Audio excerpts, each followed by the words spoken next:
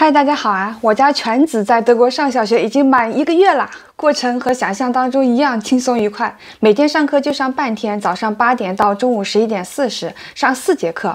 上课的内容是什么呢？德语和数学是2门主课，别的还辅以画画、体育、音乐、宗教和通识课。宗教课可以由父母决定让不让孩子去上。我儿子班上21个孩子，9个选择上宗教课，12个选择不上。我们是让他上的，因为他以前上的就是教会幼儿园。德国有很多教会组织的幼儿园，他们都是分别隶属于某一个教堂。对于孩子的父母没有必须要信教的规定。我儿子他在幼儿园已经接受了很多宗教相关的信息，圣经故事啊，教会里唱的歌啊，都比较熟悉。所以我们觉得让他接受更多宗教的相关的知识也挺好。通识课就是包罗万象，物理、化学、生物、地理、历史、政治都涉及。当然给小孩子上课肯定是浅显易懂嘛，不会讲什么高深的内容。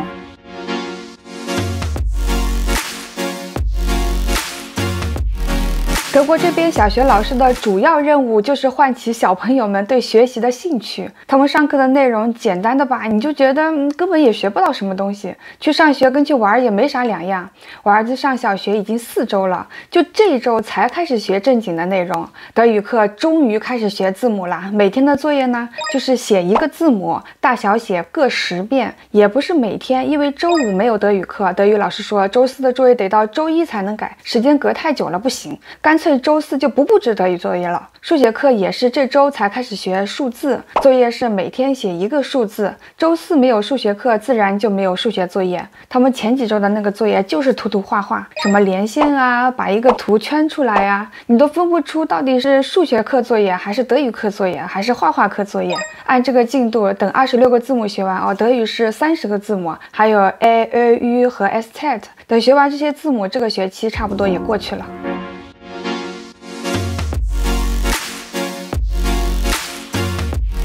德国的小学只上4年，头2年还没有考试，从3年级才开始计算成绩。学习的内容也是很简单，如上所述，进度非常缓慢。就这样，德国这边还生怕扼杀了孩子们学习的积极性。幼儿园里从不提前教授知识，就算父母要教，幼儿园阿姨也总是说要在孩子自己有学习意愿的情况下才可以教，千万不要强迫他学习。德国6岁开始上小学，入学的年龄也不是一刀切的，生日在7月1号到9月30号之间的孩子属于德语叫 Krankind， 父母可以按照孩子的情况决定让他当年入学还是晚1年入学。我们去年问了我儿子幼儿园阿姨的意见，阿姨觉得他还不能长时间的集中注意力，安静的坐着学习，我们就决定让他晚1年，今年上小学。小学也是按片区划分的，不过和房产证不挂钩，你只要租住在这个片区里，就可以送孩子去这个片区的小学上学，也不用非得是德国籍。前年我们就收到了小学寄给我们的入学申请表格，就是填一些基本信息，然后把表格再寄回学校。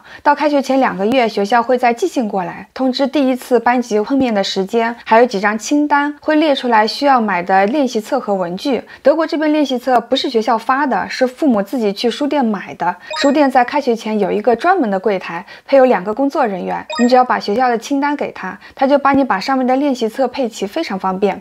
怎么没有课本呢？课本可以在学校租，1个学期5欧元，全新的课本大概是25欧元1本。小学里也不用统一购置校服啥的，所以要交到学校里的费用几乎没有。